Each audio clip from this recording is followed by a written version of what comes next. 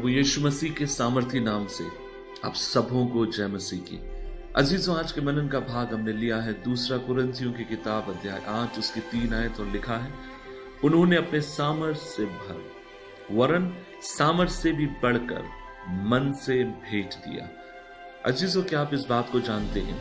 प्रभु यीशु मसीह की सेवकाई को आगे बढ़ाने के लिए भेंट आज एक महत्वपूर्ण भूमिका मानी जाती है। आज किसी भी चर्च या मसीह संस्थान को चलाना कठिन कार्य सा बनता जा रहा है, क्योंकि भेंट देने वालों की संख्या दिन प्रतिदिन कम होते जा रही है। और यहां पर क्या हुआ? बाइबल कहती है मकदूनिया की कलीसिया एक नवनिर्मित कलीसिया थी, जिसकी आर्थिक स्थिति अच्छी नहीं थी कि वो दूसरी कलीसियाओं को भेंट प्रदान करे, परंतु संत पौलुस के आग्रह करने पर यह निर्धन कलीसिया भी अपने सामर्थ्य से बाहर प्राचीन कलीसियाओं के लिए भेंट इकट्ठा करती है। अजीजों, आज हमें कलीसिया में समझाने की और सिखाने की आवश्यकता है, लेकिन हम सेवकों को और जो प्रभु के वचन का प्रचार करते हैं उन्हें भी कहीं ना कहीं जो परमेश्वर उनके हाथ में देता है उसके प्रति विश्वास योग्य रहने की आवश्यकता है। प्रभु के प्रिय लोगों में आज आपसे कहना चाहता हूं, आज वो समय है जब सुसमाचार के लिए बाहरी जो दरवाजे हैं वो बंद होते चले जा रहे हैं, और आज वो समय आ चुका है जब भीतरी कलीसिया अर्थात भारत की कलीसिया को उठकर खड़ा होना होगा, ताकि सुसमाचार के इस महान काम में वो अपने हाथ को बढ़ाए, अपने योगदान को दे। अजीजों, में एक बात आपसे कहना चाहता हूं, यह बात सही है कि सुसमाचार फ्री है, सुसमाचार मुफ्त है, लेकिन दूसरों तक पहुंचाने के लिए इसमें खर्च लगता है। ये बात सच है। सुसमाचार पर विश्वास करने वाले स्वर्ग राज्य के वारिस बन जाते हैं, लेकिन अजीजों, ये बात भी उतनी ही सच है कि सुसमाचार को एक जगह से दूसरी जगह ले जाने के लिए खर्च की आवश्यकता है। और ये कहां से होगा? ये आपकी और मेरी जिम्मेदारी है कि हम अपने हाथों को परमेश्वर के राज्य और परमेश्वर के काम के लिए खोलें।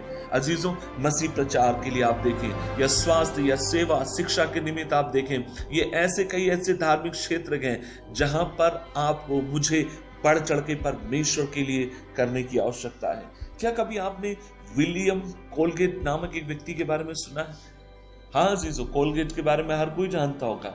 आज कोलगेट के पेस्ट या कई ऐसे प्रोडक्ट घरों में पाए जाते हैं, लेकिन क्या आप जानते हैं कोलगेट एक उदार और नम्र व्यक्ति थे। वे प्रभु यीशु मसीह से अत्यंत प्रेम करने वाले व्यक्ति थे। विलियम कोलगेट ने अपना जीवन एक साबुन बनाने वाली फैक्ट्री में मजदूर के रूप में उन्होंने प्रारंभ किया। जब उन्हें अपने परिश्रम का पहला फल मिला, उन्होंने धन्यवाद के रूप में कलीसिया में उसे समर्पित कर दिया। कुछ वर्षों के उपरांत वे उस साबुन फैक्ट्री के प्रबंधक बन गए। फिर विलियम कोलगेट ने प्रभु की सेवकाई के लिए बैंक में खाता खोल दिया। साबुन फैक्ट्री का मालिक जब मरने पर था, उसने विलियम कोलगेट को बुलाकर उसकी विश्वास योग्यता के कारण संपूर्ण फैक्ट्री विलियम कोलगेट को सौंप दी। अजीजों, आज भी कोलगेट कंपनी अपने उत्पादनों के लिए जानी जाती है। अगर सेवा के कार्य को बढ़ाना है तो हम में से प्रत्येक मसीह को भेंट देने के लिए बढ़ चढ़कर इसमें भाग लेने की आवश्यकता है। हम परमेश्वर से प्रार्थना करने की जरूरत है। आप ये मत सोचिए कि जब आपके पास बहुत होगा तब आप देंगे। नहीं, जब आपके पास बहुत होगा, हो सकता है उस समय आपके पास मन ना हो, लेकिन आज अगर आपके पास मन है और थोड़ा है, आप अपने मन को ना मारिए, अपने हाथ को बढ़ाइए, क्योंकि जो व्यक्ति ये सोचकर कहता है कि जब मेरे पास बहुत होगा तब मैं दूंगा, और मैं आपसे कहना चाहता हूं शायद उस समय आपके पास बहुत तो होगा, लेकिन प्रभु की सेवकाई के लिए देने के लिए उस समय आपके पास मन नहीं होगा। आइए आज सुबह के समय हम प्रभु से प्रार्थना करें, आप प्रभु के राज्य के लिए बढ़ चढ़ कर दें, प्रभु की सेवकाई के लिए बढ़ चढ़ कर हिस्सा दें, ताकि प्रभु के राज्य का प्रचार किया जाए। सर्वशक्तिमान परमेश्वर, आज हम धन्यवाद देते हैं, सहायता कर हम तेरे प्रति विश्वास योग्य पाए जाएं।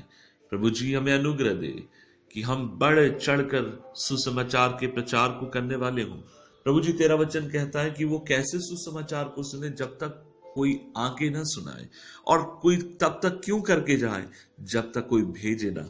हाँ प्रभु, भेजने वाले का भी उतना ही बड़ा प्रतिफल है जितना सुसमाचार सुनाने वाले का।